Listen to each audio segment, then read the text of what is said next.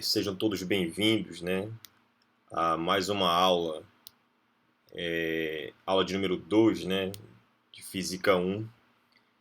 Essas aulas, né, estão direcionadas para o curso integrado médio do IFPA Campus Belém. E, bem, antes de iniciarmos mais uma aula, né, com todos, eu gostaria de frisar que essa aula de número 2, né, na verdade, se você olhar a aula 1, né, que já está disponível no canal, essa aula ela não está seguindo a sequência que foi colocada na aula 1. Né? A, no item 1 do conteúdo programático, na aula 1, né, eu falei sobre, deveria falar sobre o caráter multidisciplinar da física. Né? Então, quais são as áreas de atuação, né? Quais são, digamos assim, as áreas de ciência e tecnologia a qual a física está vinculada e as aplicações e etc. Então, eu estou pulando essa etapa, né, do conteúdo programático que foi colocado na sequência lá e estou indo para o item 2, que é o método científico. E por que eu estou fazendo isso? Né? Porque eu estou pensando trabalhar, agir da seguinte forma. Toda aplicação, toda área de atuação que a física ela vai dar a sua contribuição, né? Eu vou deixar para cada aula futuramente, cada conteúdo programático que de alguma forma tem algum caráter multidisciplinar, alguma área de atuação, alguma aplicação, eu farei pontualmente naquela aula, tá certo? Então, em vez de fazer uma única aula tentando abranger de alguma forma todo o conteúdo, que sem dúvida é muita coisa, eu preferi a cada momento da aula sobre determinado assunto, sobre algum tópico em específico da disciplina, eu irei lá comentar, fazer as devidas aplicações e descrever como é que aquele conteúdo atua em outras áreas, como é que ele vai, digamos assim, fazer com que você tenha uma compreensão um pouco melhor sobre aquele assunto, tá? Então é dessa forma que eu vou trabalhar.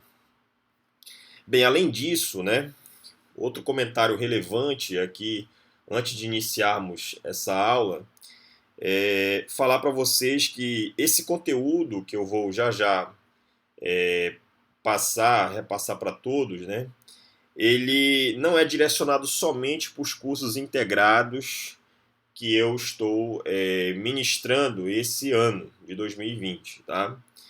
O curso integrado, que é técnico e médio ao mesmo tempo. Esse conteúdo também é útil e vai servir perfeitamente, né, para o curso superior de licenciatura em Física, do IFPA. Porque esse conteúdo, como nós vamos já já ver, ele dá uma visão.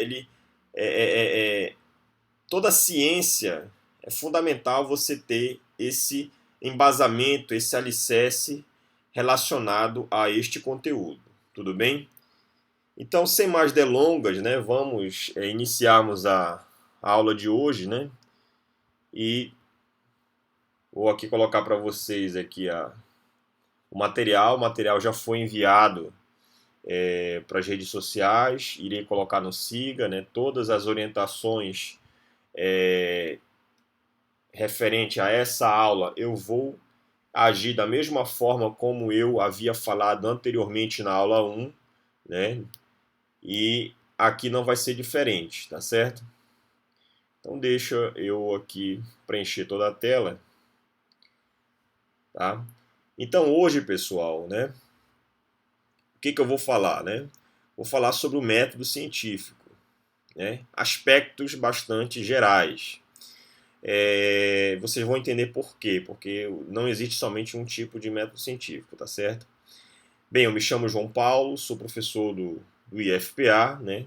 Departamento de Física, do Campus Belém, tá? E vou começar esse ciclo, né? Eu intitulei aqui Ciclo de E-Aulas de Física 1 integrado. Essa aula, né, é a aula de número 2. Voltando a frisar que também serve para o curso superior de Física, licenciatura em Física do mesmo campus, tá? Indo adiante, o que nós iremos relatar sobre o método científico aqui, né? Quais são os tópicos, qual é o sumário que eu vou abordar durante essa apresentação, né? Então, primeiramente, o que é o método científico? Para que serve o método científico, tá? É a primeira pergunta, né? É o primeiro item, né? Em seguida, eu vou falar sobre a origem e tipos, né? Qual é a origem do método científico, quais são os tipos que existem ao longo no contexto histórico, se você for acompanhar, quais são durante essa evolução, digamos assim, né? Esse transladar do tempo, quais foram os tipos de método científico que surgiram e foram aparecendo em cada momento da história.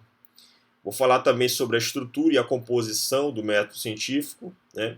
Aspectos bastante gerais, né?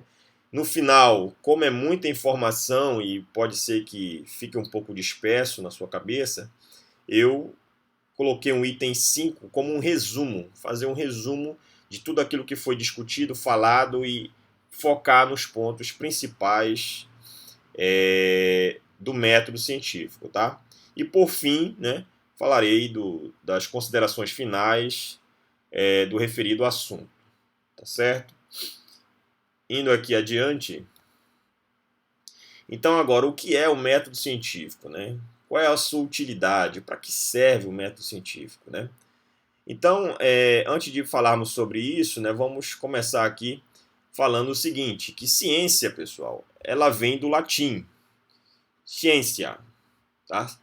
E aí, que pode ser traduzida simplesmente como conhecimento, ok?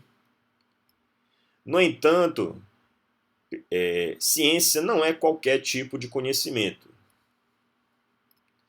Para ser científico, é necessário se adequar e passar por um conjunto de princípios e técnicas que servem, né, técnicas, precisa corrigir o texto aqui, né, erro de digitação, de edição, tá?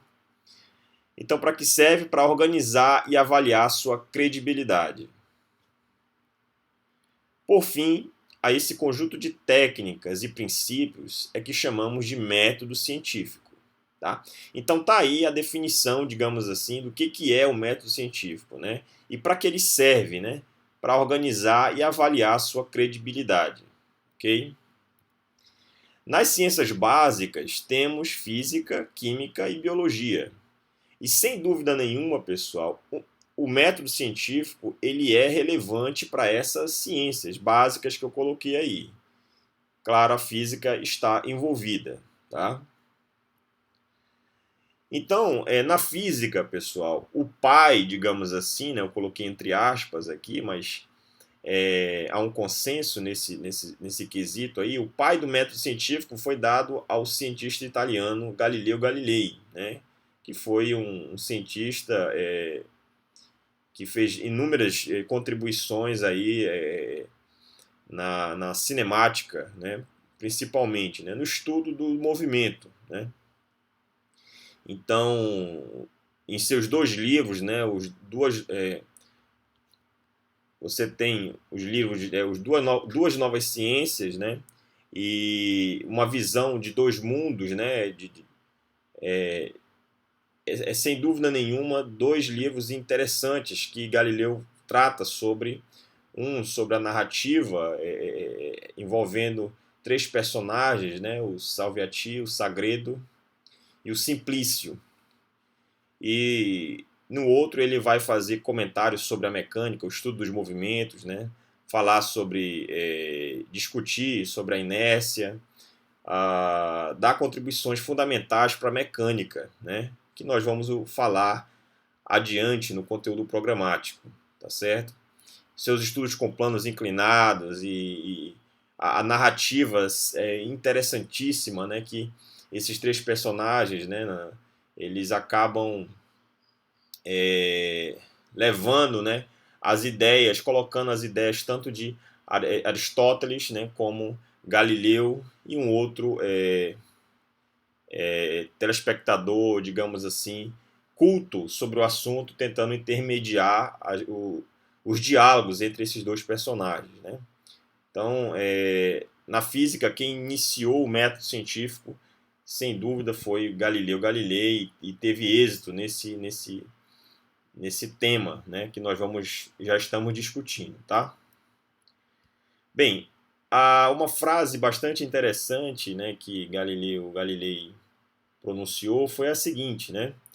A natureza está escrita em linguagem matemática. E ele tem razão, né, nesse comentário, nessa frase, porque a partir daqui, pessoal, a matemática ela entra como sendo uma necessidade, né, para compreender a natureza, né, para compreender a ciência.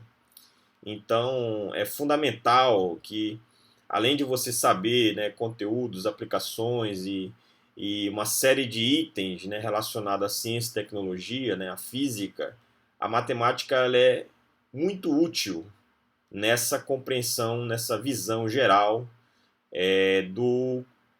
dessa área, ok? Próximo slide.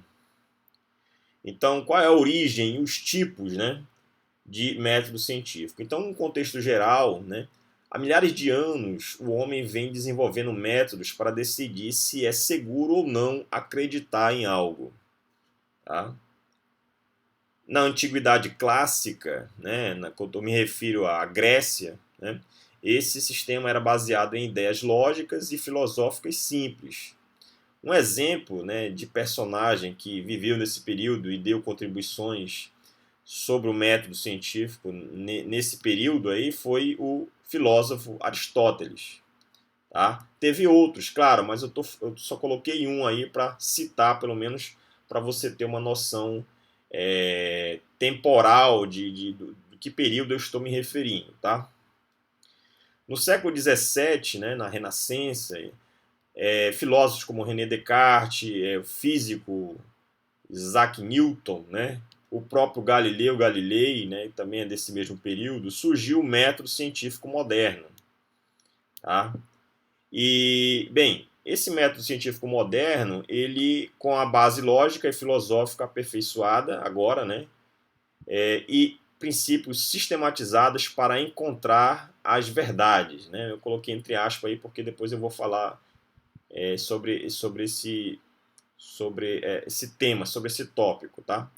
Então, em relação à antiguidade clássica, que era algo, ideias, né, bastante simples e uma lógica sem muitos desdobramentos, né, agora, com o método científico moderno, você tem digamos assim, uma sequência, um conjunto de princípios que obedecem uma certa sistematização para tentar encontrar as verdades, né, por trás da natureza. Ok? Desde então, especialmente no século XX, né, então a gente já está em outro período, saímos do século XVII, muita coisa mudou. E hoje temos o que nós chamamos de método, né, o modelo contemporâneo do método científico. Então, você percebe aí três momentos, né, na história em que o método científico aparece e aí cada um dando a sua contribuição, a sua evolução diante do tema. Tá? Porém, as bases, ideias gerais do método continuam as mesmas. Então, apesar durante, ao longo da história, surgirem, né, três tipos de método científico, né, as bases ainda continuam as mesmas. E é isso que eu vou discutir aqui, né, aspectos bastante gerais, o âmago, digamos assim, do método científico. É isso que eu vou me ater aqui, tá certo? Bem, o método científico ele é composto por quê, né? Então, que etapas, né? Qual é a estrutura do método científico, qual é a sua composição?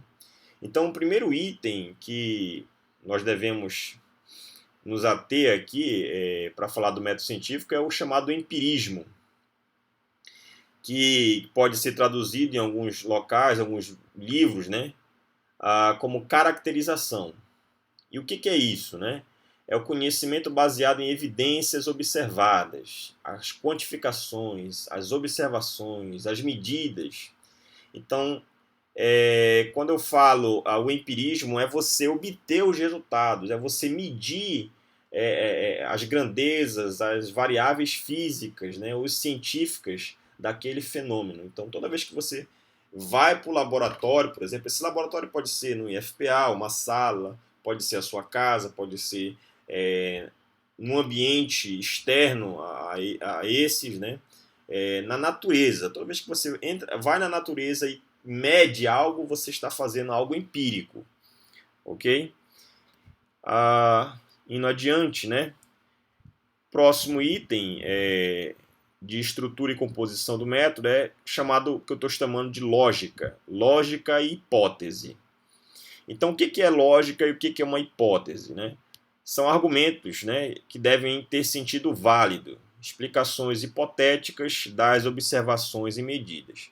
Então, você vai para a natureza, observa um fenômeno, tá certo? E mede.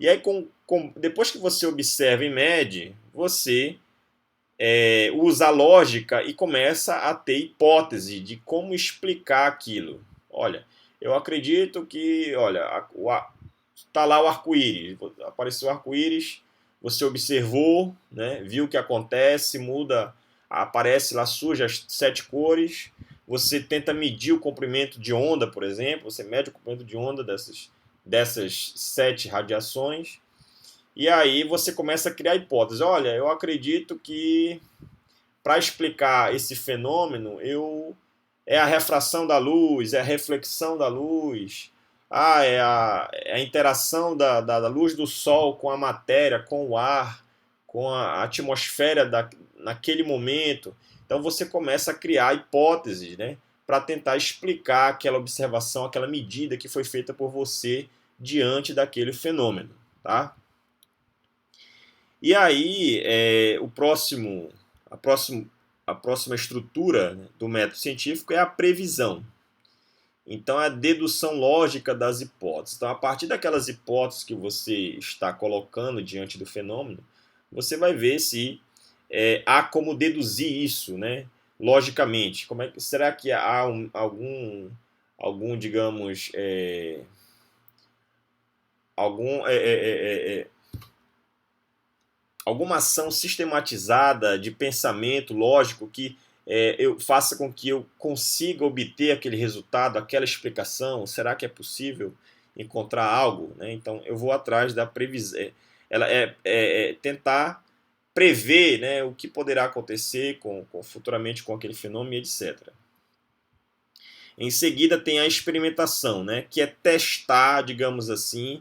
Então, você já tem a observação, você fez a observação, tem as medidas, tem a hipótese, você, digamos, tem uma teoria por trás para explicar aquilo, e aí você vai agora, essa teoria prever, né, outros fenômenos e explica aquele que você tentou inicialmente, e agora a experimentação é tentar esses 3 elementos acima, né, empirismo, lógica e previsão.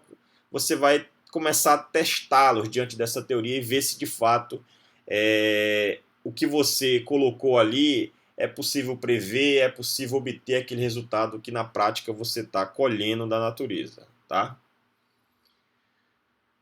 Próximo slide, né? Então, o método científico moderno. Então, eu já estou aí no período de século XVII, né? René Descartes, Isaac Newton, Galileu. Tá? Então, o que consistia esse método, né? Então, você tinha que ter observação, né? Então, essa observação pode ser realizada a olho nu ou com o uso de equipamentos apropriados, né? Por exemplo, Galileu Galilei usou a luneta para observar o céu, né? Tirar conclusões interessantes na astronomia lá no seu período, ok? Todavia, deve ser controlada. Então, essa observação ela tem que ser controlada. E para quê, né? Para que seus resultados correspondam à verdade e não de ilusões oriundas dos sentidos humanos e deficiências. Então, é fundamental quando você vai fazer uma medida experimental, né? Você faz a observação e aí, antes de medir, fazer as medidas experimentais, você tem que ter um controle sobre aquele fenômeno, né? Então, Você não pode deixar simplesmente o fenômeno acontecer em condições totalmente variadas, porque a ciência, né, a construção de uma teoria, das hipóteses, etc., é algo muito sistemático e requer uma destreza digamos assim, tem muitas sutilezas que você precisa, para iniciar, você precisa controlar. Então, como é que eu poderia explicar isso de uma forma mais clara para vocês? Então, imagina, por exemplo, quando você estuda, nós vamos chegar nesse momento, na verdade. Quando você estuda cinemática. Então, quando você estuda cinemática, você diz o seguinte: olha, vamos estudar um movimento de um carro movendo de uma cidade de Belém para Castanhal, né, que é o local onde eu moro, né? Então, olha, eu vou sair de Belém em um automóvel e ir para a cidade de Castanhal, uma distância aí de quase 70 quilômetros, né, de uma cidade a outra. E aí, quando eu vou fazer o estudo da cinemática, né, desse automóvel, o que você observa é que as dimensões do automóvel diante desse panorama, né, de estudo que é da cinemática, as dimensões do automóvel não são relevantes. Então você diz assim, olha, considere a massa do automóvel desprezível. Então, quando você faz isso, isso é um tipo de controle sobre os possíveis, né, resultados que virão a partir dessa medida, né? Eu vou medir o tempo, vou medir a distância, vou medir a velocidade, a aceleração. Então, quando você coloca esse exemplo, você está de alguma forma controlando os possíveis as possíveis variáveis que poderão interferir naquele resultado, né? Por exemplo, a massa do objeto. E aí, um outro exemplo clássico também, quando você estuda dinâmica, e aí você diz, olha, vamos fazer aqui um estudo com máquina de Edwards, né? Você tem lá as polias, né? Levantamento de massas usando polias, e que é uma máquina, né? E aí você pega e diz, olha, considere a massa da polia desprezível. Então, a gente sabe que a massa da polia não é desprezível, mas se você levar a massa em consideração, a massa ela vai interferir nas medidas físicas que você vai fazer, da tração, da aceleração daquele objeto que vai ser suspenso por essa máquina. Considere um outro exemplo. Você tem um objeto no solo, aí você sabe que tem um atrito, né, que age na superfície do material, e aí você amarra uma corda e puxa. Eu vou puxar aqui uma caixa, um caixote, uma caixa grande. Eu vou puxar usando uma corda. Eu estou sozinho em casa, eu vou puxar usando uma corda. Aí quando eu vou fazer o estudo do movimento a dinâmica desse bloco, dessa caixa que eu vou puxar, você diz assim, olha, considere o fio, a corda inextensível, né? Ou seja, você está desprezando, você está controlando variáveis que poderão interferir naquela medida. Você vai medir aceleração, velocidade, posição, etc. E aí, porque você sabe que se o fio, a corda for como um elástico, ela não se comporta da mesma forma que uma corda rígida. Então, isso são situações físicas que eu estou colocando aqui que deixam muito claro o fato durante a observação, antes de medir as grandezas físicas, você tentar controlar elas de alguma forma, para fazer com que outras variáveis não interfiram naquele resultado. Ok? Espero que tenha ficado claro, tá? Em seguida, né, ainda falando do método científico moderno, né, a sua descrição. Então, o experimento necessita ser replicável, capaz de ser reproduzido e verificado, ou seja, testar as hipóteses. Tá? Então, o que eu me refiro como descrição é a capacidade de o experimento. Você faz o experimento hoje no IFPA, no laboratório.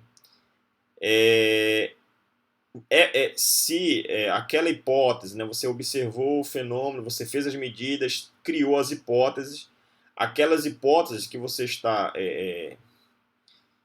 está testando, né, você consiga replicar no laboratório de física do FPA, em casa, em qualquer ambiente, tá certo?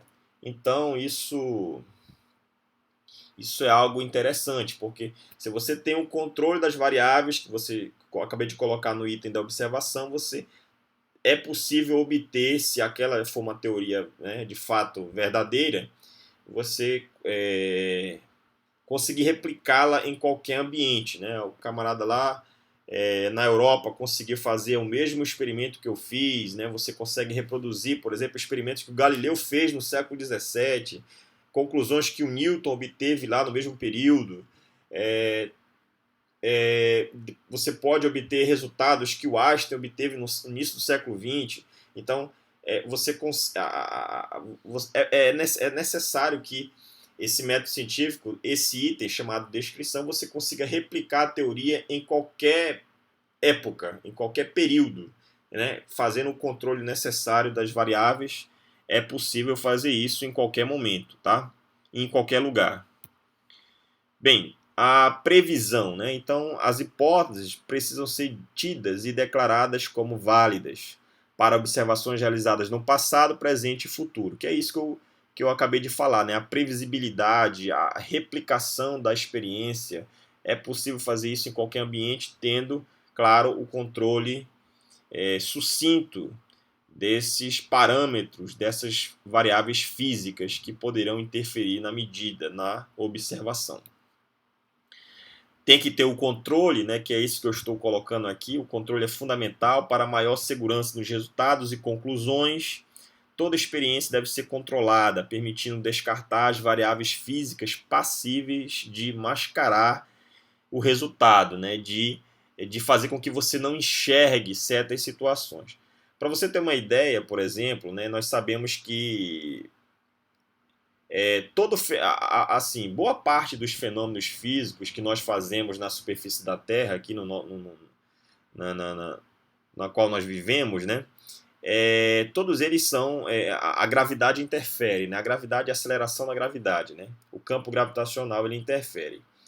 E aí, isso é ruim, porque toda medida que você está fazendo, você está tendo digamos assim, a interferência da gravidade naquele resultado. Então, a aceleração gravitacional está interferindo nas medidas físicas, na observação do fenômeno, na própria teoria construída para explicar aquele assunto, aquele tópico, aquele tema.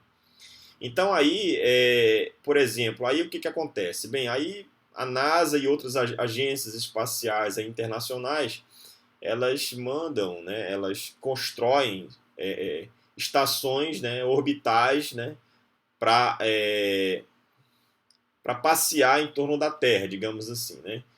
E aí você diz, para que a NASA constrói, por exemplo, outras agências constroem estações espaciais, né, e levam astronautas para lá? Por que tem essa necessidade?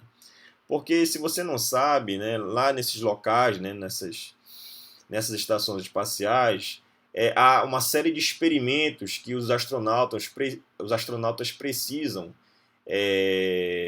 colocar em prática e ver o comportamento. E por que lá nesse ambiente? Porque esse ambiente, a gravidade é muito baixa, né? Então, tanto é que eles, né, ficam, digamos assim, entre aspas, flutuando, né? Não ficam pisando no assoalho, nas paredes, né, da estação espacial. Então eles ficam levitando, digamos assim, e aí nessas condições, onde a gravidade é bastante baixa, eles fazem uma série de experimentos e eles tentam, né, obter novas ideias, novas observações, né, daquele fenômeno e tentar vislumbrar certas situações em que a gravidade está fora de jogo.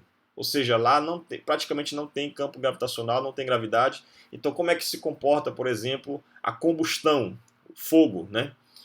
Então, durante uma combustão aqui, como é que se você pega uma vela, acende uma vela, E aí você sabe que a vela, aqui no nosso mundo, na nossa realidade, no nosso campo gravitacional na Terra, a vela tem, quando ela vai queimando, né, ela tem uma forma. Digamos assim, a chama da vela tem uma forma fusiforme, né, que como se fosse no perfil de uma asa de avião, né, metade, na verdade. Tem uma forma fusiforme, né, afunilada nas extremidades. Mas será que essa forma afunilada ela é a mesma em ambiente onde não tem gravidade? E a conclusão que você chega é que não é a mesma, né? Não é a mesma forma. Então perceba como a gravidade interfere na forma da chama de uma vela.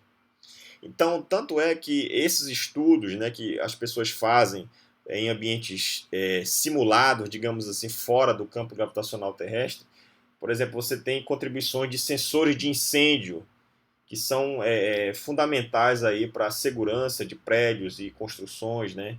Locais onde tem um grande movimento de número de pessoas, né? Para de alguma forma prever acidentes e incêndios, né? Vidas, né?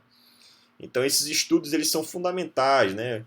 Vamos estudar aqui como é que é o crescimento de plantas, por exemplo, crescimento de plantas sem ação do campo gravitacional. Então, aqui no nosso mundo, as plantas crescem de um jeito, porque o campo gravitacional, de alguma forma, interfere no crescimento.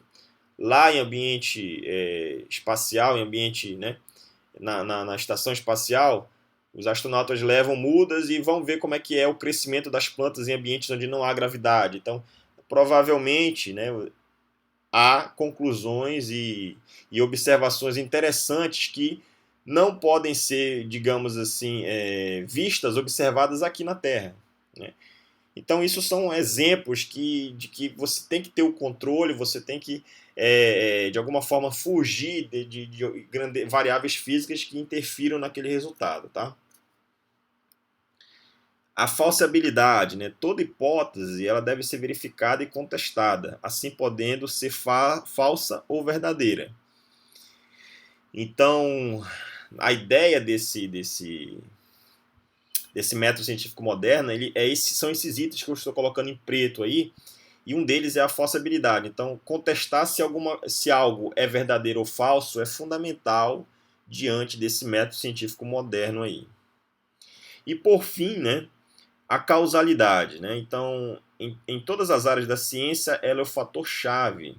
Sem ela, não temos teoria científica, ao menos até o presente momento, que viole a causalidade. Então, até hoje, não se observou que as teorias científicas elas não violam a causalidade, elas obedecem à causalidade. Para você ter uma ideia, no nosso contexto, aonde é que aparece a causalidade? Por exemplo, nas leis de Newton.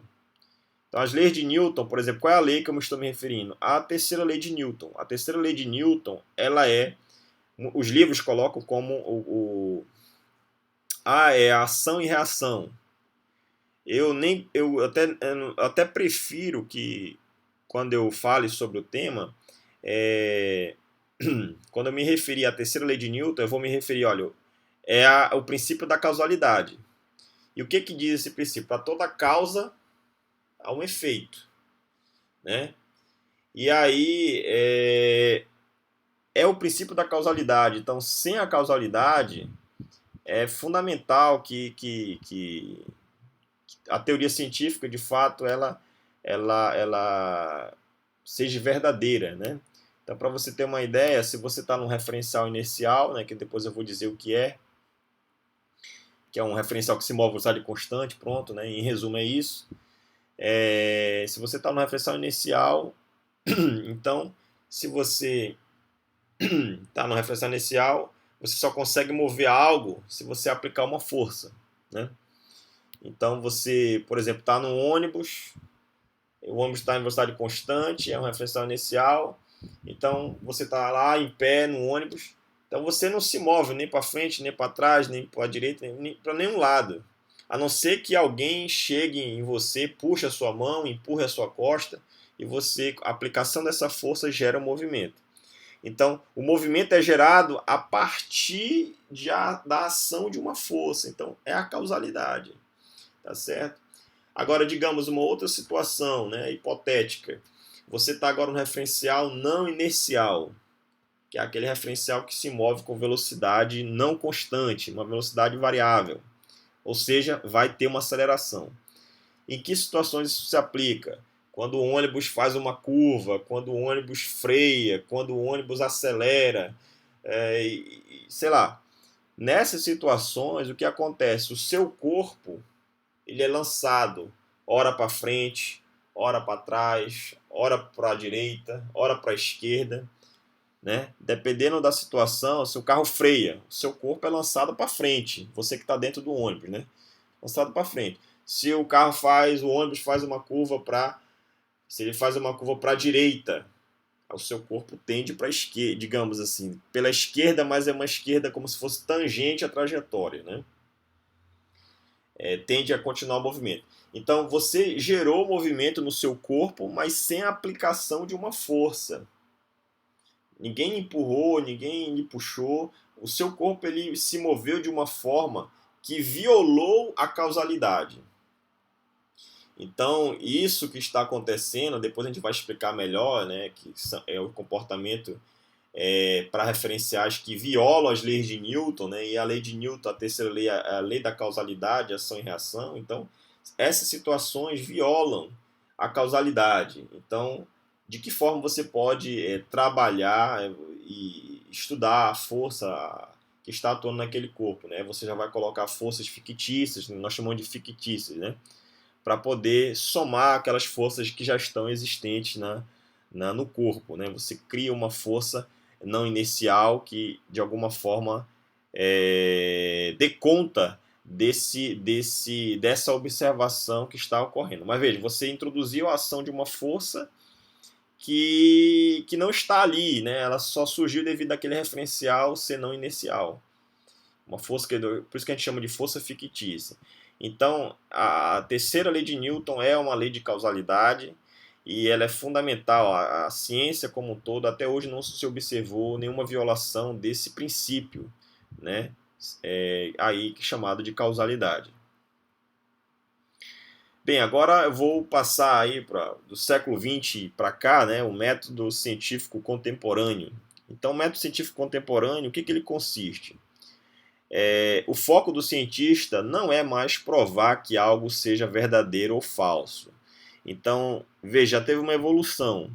No moderno, você tinha que saber se uma teoria era ou não verdadeira.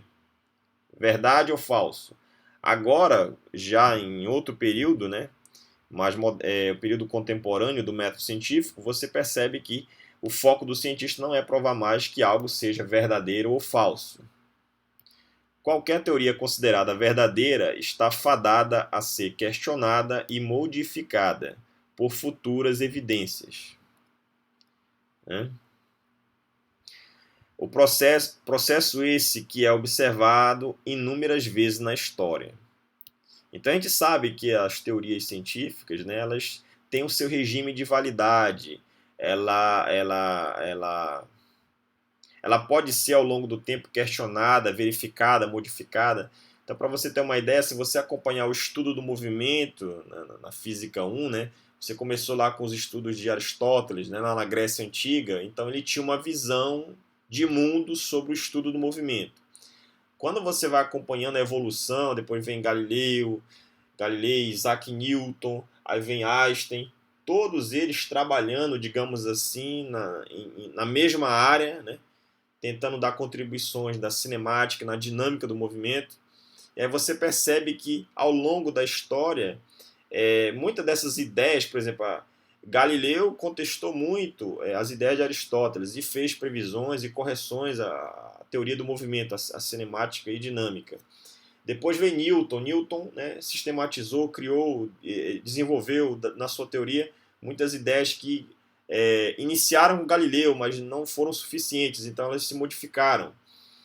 E aí veio, depois em seguida, né, quando eu falo seguida, depois de um certo tempo, veio Einstein e, de alguma forma, tentou também questionar alguns pontos que Newton não conseguiu resolver, né? E por exemplo, a questão do tempo, o tempo é imutável, é absoluto, né? Uma variável que não muda com o referencial, né? Com a velocidade relativa. Newton falava isso e Einstein disse, não, agora eu vou falar que o tempo é relativo, né? Depende do referencial, a velocidade relativa entre eles é interessante, se você caminha a velocidade próxima da luz, você vai observar uma dilatação do tempo, então começou-se a questionar e modificar a teoria newtoniana. Einstein fez isso.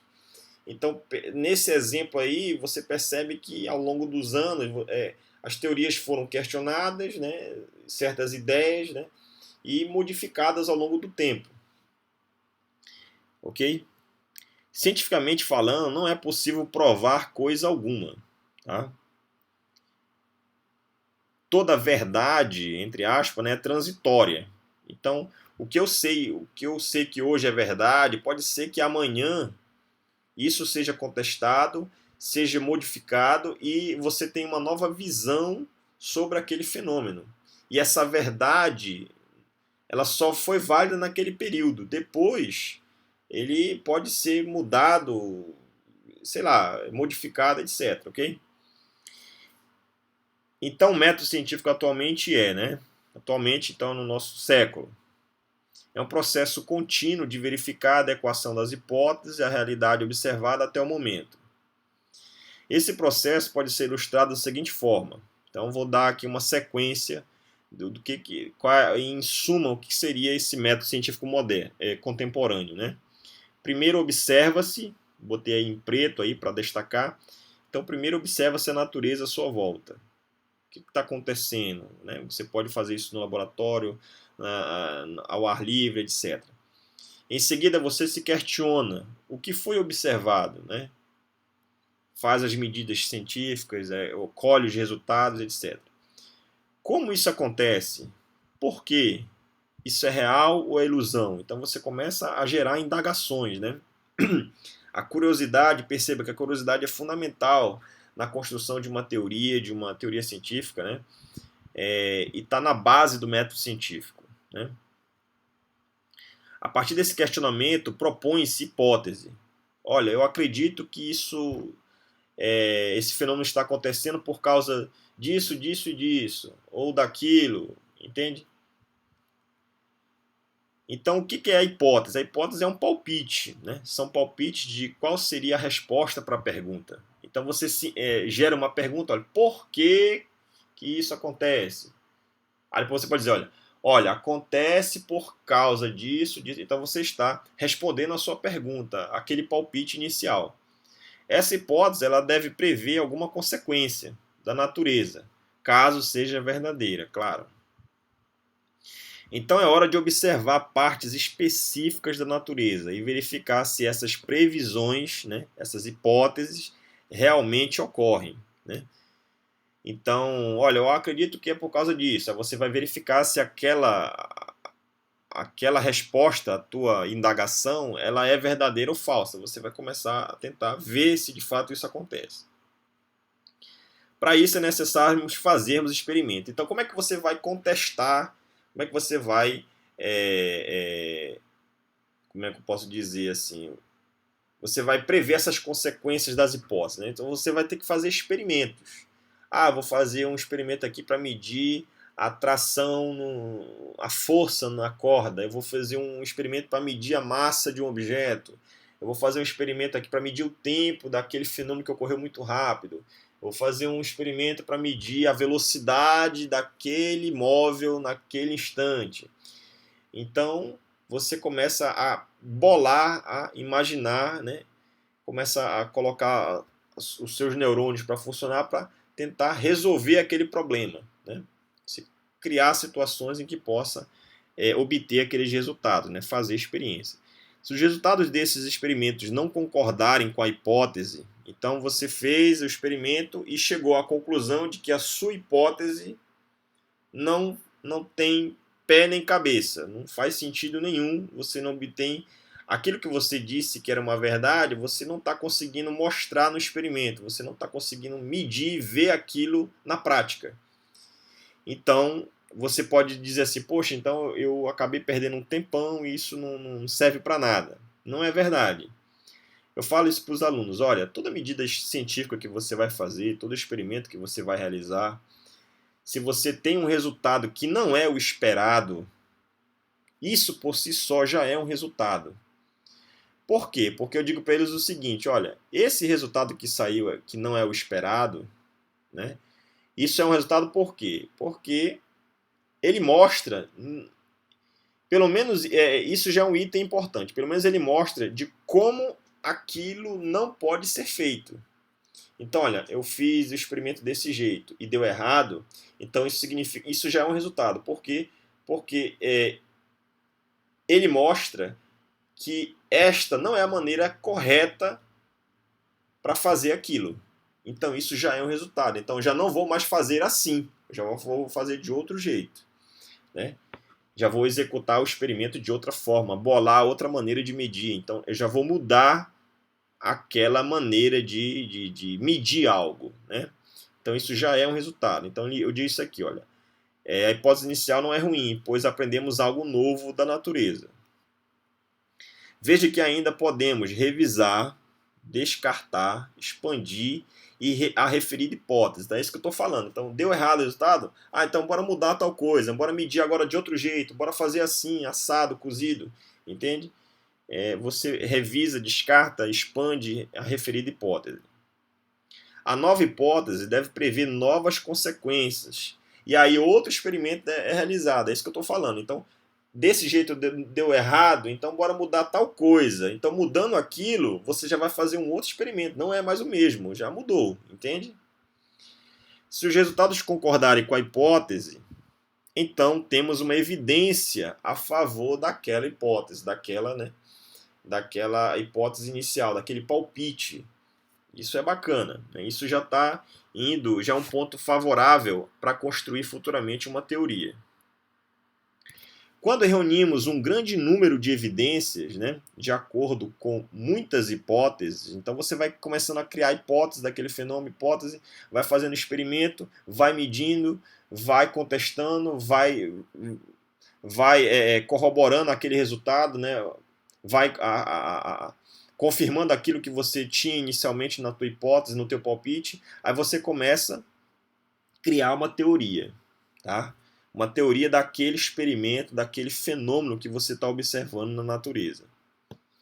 Essa explicação simplifica muito bem, né, o processo, né, do método científico, né? Então, o método científico está no alicerce de qualquer ciência, né? Você fazer a experimentação, a teoria, até a hipótese científica, o palpite, é fundamental, tá?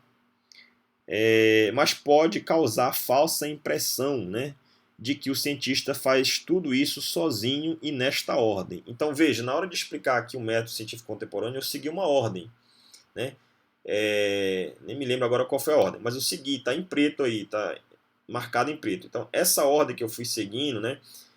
Sei lá, a hipótese, depois que é o palpite, aí depois tem o experimento, depois tem a teoria. Então, essa ordem, nem sempre o cientista, né, quem está à frente das medidas físicas, que está tentando criar uma teoria, ele vai seguir essa ordem, né? E também, tampouco, ele não faz isso sozinho, né? Ele tem uma colaboração de muitos, tá? Então, nesta ordem, ou seja, de forma linear, o que pode ou não ser o caso. Então, pode ter situações, digamos assim, exclusivas, né, que muitas pessoas fizeram contribuições, né, quase que na sua grande maioria sozinhas, mas é muito difícil, é raro isso acontecer, tá? E nessa ordem nem se fala, tá? É possível iniciar ou terminar uma pesquisa ou projeto em qualquer desses estágios. Então, observar, né? Eu grifei aí, está em preto no texto. Os slides que já passaram, eu grifei isso de preto. Aí eu coloquei aí em maiúsculo. Observar é um estágio. Ter a hipótese é outro. Ter o experimento é outra etapa do método científico contemporâneo. E, por fim, a teoria. Então, nem sempre o cientista segue essa ordem, e a questão de trabalhar sozinho, isolado, nem sempre é verdade, tá? Tem as exceções, claro, mas isso é raro de se ver. Em qualquer momento, outras pessoas e pesquisadores, né, vocês, alunos, podem participar dessa pesquisa, conferindo, questionando, propondo alternativas, replicando seus experimentos, realizando novos experimentos, os seus próprios. Então, veja que é uma rede, de alguma forma, que tenta contribuir, melhorar e verificar se aquela teoria é verdadeira ou não. Então, é um processo contínuo, como eu havia falado no slide anterior, um processo contínuo de checar, verificar, expandir, de propor alternativa, replicar, melhorar. Então, é uma busca incessante para tentar deixar a teoria cada vez mais sólida, mais consistente com a realidade. Essa rede colaborativa é essencial para o progresso e avanço da ciência, já que cada pesquisa individualmente traz pouca evidência sobre uma hipótese muito específica. Então, quando você faz uma contribuição para uma dada teoria, muitas das vezes essa contribuição é pequena, mas isso não significa dizer que ela não é relevante, né? Porque a ciência ela se constrói assim, pessoal. Você constrói um prédio, você não constrói o prédio de uma vez.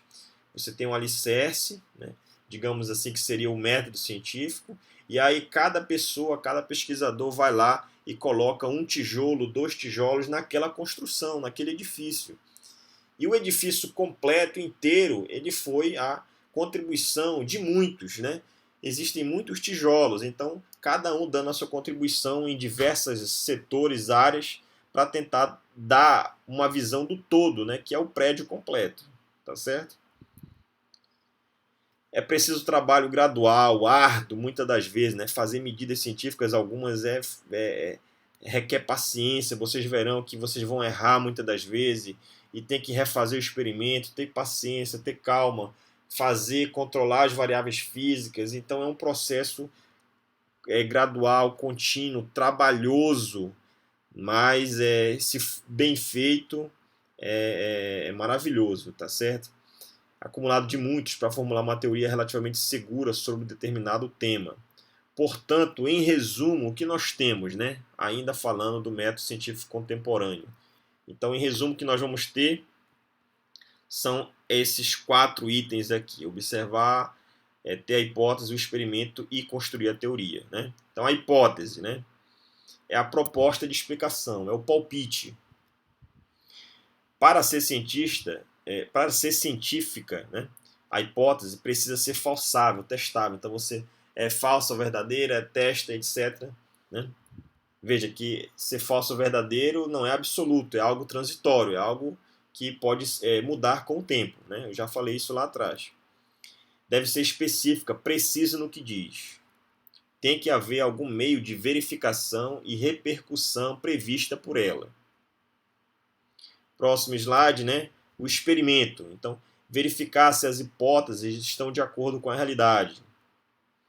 Concordando ou não com a hipótese, algo novo é descoberto. Então, foi aquilo que eu falei anteriormente, né? Um resultado ruim é um resultado. Nos diz que não devemos fazer aquilo daquele jeito, sim de outro. Nada é provado cientificamente, ou seja, falso ou verdadeiro, isso é transitório.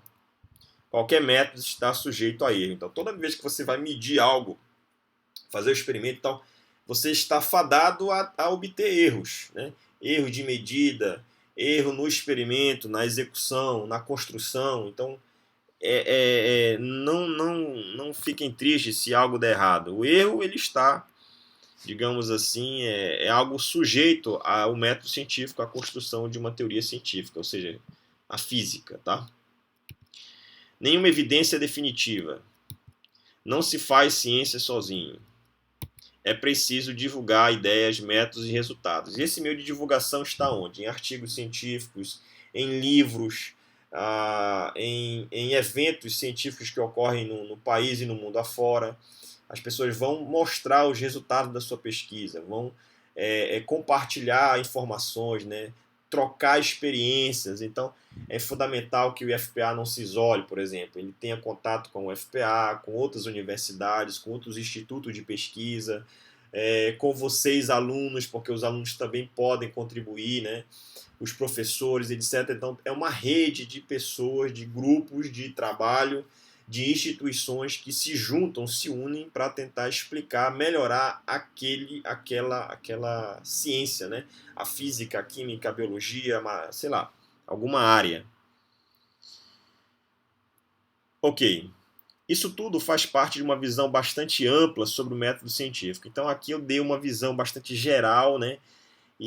Mas as bases continuam a mesma, né? Observar, criar hipóteses, ter o experimento, gerar teoria. Então a base não mudou, apesar de alguns pontos de vista terem mudado, mas o alicerce continua o mesmo. Isto é apenas uma ilustração sobre o tema, né? Um resumo, algo bastante rápido, sucinto sobre o método científico. Existem várias formas de aplicar esse princípio aqui descrito, tá? Não necessariamente naquela ordem, você pode usar outra ordem, você pode ter contribuições pequenas em cada uma delas, depois fazer o rodízio novamente. Então, tem várias maneiras de trabalhar. Sua única limitação é a criatividade e imaginação. Então, é fundamental as pessoas terem a ideia, saber como fazer, executar aquilo. A criatividade é fundamental. Olha, alguém fez isso aqui, mas está muito complicado. Será que não existe uma maneira mais fácil de fazer? Uma maneira mais rápida de fazer, eficiente também, etc. Então, a criatividade e a imaginação é fundamental, pessoal. A matemática é sem dúvida uma ferramenta muito poderosa que nós podemos ver aqui para verificar e construir o método científico, ou seja, construir a ciência. Entretanto, cada área do conhecimento vai aplicar esse princípio de forma distinta. Então, a física eu vou aplicar de um jeito, o professor lá de biologia, de química, de geologia, de mecânica, de outra área, ele vai aplicar isso de uma outra forma, tá? Não necessariamente tem que ser igual à minha. Seja na física, biologia, química, astronomia, geologia, saúde, psicologia, sociologia, etc. Então, essas áreas aí elas vão atuar de forma diferente, aplicando o método científico. Eu vou me ater, tá, a aplicar o método científico na física, claro, e um pouco na astronomia. Por quê? Porque a astronomia é uma das ciências mais antigas. E, por exemplo, ela fez contribuições interessantes na física, tá? Então, por exemplo, o Galileu Galilei era astrônomo e fez contribuições, né, para a gravitação, que está no conteúdo programático. Então, eu vou usar conteúdo de astronomia também na nossa disciplina, tá? Ao longo do semestre, irei aplicar o método científico na área de física e astronomia, que eu acabei de falar agora. Então, para finalizar aí essa aula, né, eu gostaria de agradecer, né, ao IFPA Campus Belém, né, novamente, né, porque faço parte aí dessa rede, né, aos estudantes na qual é direcionada essa aula, né, volto a repetir, não somente do curso integrado, técnico, mas também do superior, porque essa aula de método científico é válida também para a área das ciências, né, então básicas, então física, química e biologia, os alunos do curso superior também podem usufruir desse conteúdo, né? É válido e vai servir como uma luva, né? Muito bem. Todos aqueles que de alguma forma divulgam e valorizam o nosso trabalho, né? Muito obrigado por isso, tá? Eu gostaria de fazer um apelo, né? Um pedido, né? A todos, que se inscrevam no meu canal, né? Para isso de alguma forma fortalece, motiva e faz com que nós continuemos o nosso trabalho, né? Fazer algo com excelência, com qualidade, para que vocês possam ter a melhor experiência e o melhor aprendizado possível, né? Então, se inscrever no canal, isso fortalece, isso motiva a gente pra caramba, né? Para obtermos aí fôlego para continuar esse trabalho aí de ciclo de aulas e palestras, né, à distância ou presencial, mas isso vai auxiliar bastante aí esse ano letivo de 2020, né, e outras gerações que virão, tá certo? Aqui está uma caricatura do Galileu Galilei, né, uma caricatura minha, né, digital. E aí eu encerro com a frase do próprio Galileu Galilei que diz o seguinte, né? O Galileu Galilei, né, já havia falado, mas ele foi um físico, matemático, filósofo e astrônomo italiano, né? Fez contribuições muito boas, né, na astronomia e no estudo do movimento, na cinemática dos corpos, tá? Da natureza. Ele dizia o seguinte, olha, a natureza está escrita em linguagem matemática. Então, eu sempre costumo dizer isso para o curso superior de física, que, olha, pessoal, se você não gosta de matemática, se você tem alguma dificuldade, é fundamental, se você quer continuar nesse curso de física, né, você tem que vencer os obstáculos, né? Você é capaz de fazer isso, tem que ter empenho, dedicação, né, seriedade e ir atrás, de correr atrás daquilo que você precisa, né? Então você tem dificuldade em determinado assunto de matemática, então vá lá, corra atrás. É fundamental você preencher essa lacuna da sua formação, porque a matemática é muito útil, pessoal, no estudo da física. Não se iluda, né? Para vocês do ensino integrado, eu digo mesmo, né? Então, quando eu coloco lá matemática elementar, lá nos tópicos lá do planejamento da aula 1 que eu fiz, né? Matemática elementar, boa parte daquela matemática que eu coloquei lá é do ensino fundamental, quinta série, sexta série, sétima, oitava e assim por diante. E aí você vai utilizar aqueles conhecimentos de matemática elementar agora no primeiro ano, né, no ensino médio, lá em Física 1, lá na aula 1, como havia falado naquele momento, né? Então, ter a matemática é fundamental. E o Galileu ele resumiu muito bem isso. A matemática é a linguagem da natureza, pessoal. Ela é útil no método científico, ela é útil para o crescimento e evolução da ciência. E a física ela vai precisar disso sem dúvida, tá? Então não dá para fazer ciência somente contando histórias, falar sobre a ciência contando uma piada, ou por exemplo, só lendo texto e etc. É necessário medir, calcular, obter, verificar, né? Calcular o erro, o que precisa ser melhorado. Então, a matemática ela vai entrar sem dúvida nenhuma, tá? Bem, aqui está as referências bibliográficas, tá? Todas falando do método científico. Claro, se você for na internet, tem muita coisa sobre o método científico em diversas áreas. Aí eu coloquei um link do Brasil Escola, né? Falando um pouco em resumo do que é o método científico. Esse material aqui em PDF está muito bom, do IME, né? O Instituto Militar de Engenharia da USP, tá? O Jornal da USP também tem vários comentários e tópicos, né, referente ao tema. E a Universidade Federal do Rio Grande do Sul, né, também tem um material bastante interessante sobre o método científico, a questão histórica, e vale a pena conferir, tá? Vocês podem ficar à vontade em buscar outros materiais de reforço, de acesso, para falar sobre o tema e ter uma visão um pouco melhor do que foi exposto aqui, porque aqui foi só um resumo bastante breve sobre o tema, tá? Então aqui, pessoal, eu vou encerrar a aula, né? A aula de hoje. Espero que todos tenham gostado, né? Se inscrevam no canal e bons estudos, tá? Um grande abraço e até mais.